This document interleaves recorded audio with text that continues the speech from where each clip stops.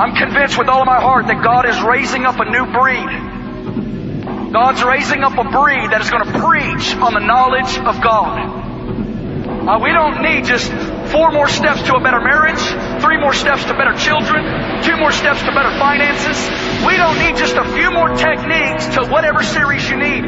Beloved, it's time that the true preaching of the knowledge of God and true singing on God and true music on God begins to go forth. I tell you, the rest of your life comes into alignment.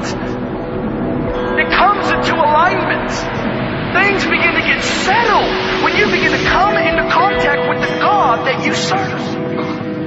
Oh, it's time for singers to begin to sing from the mount of divine vision. A generation that has actually come up with Him in the Spirit. This is what A.W. Tozer says. He says, what if one of those burning creatures who have gladly spent their centuries surrounding the throne of God, he says, what would it be like if they were to show up in our pulpit?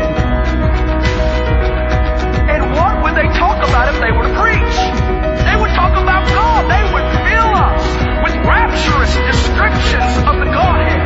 They would stun us with the majesty of the Creator, with the humility of the Redeemer, of the power of the Holy Spirit. We would be lost in the Godhead, worshiping God, adoring God, magnifying God. Oh, they would charm and fascinate the hearers with rapturous descriptions of the Godhead.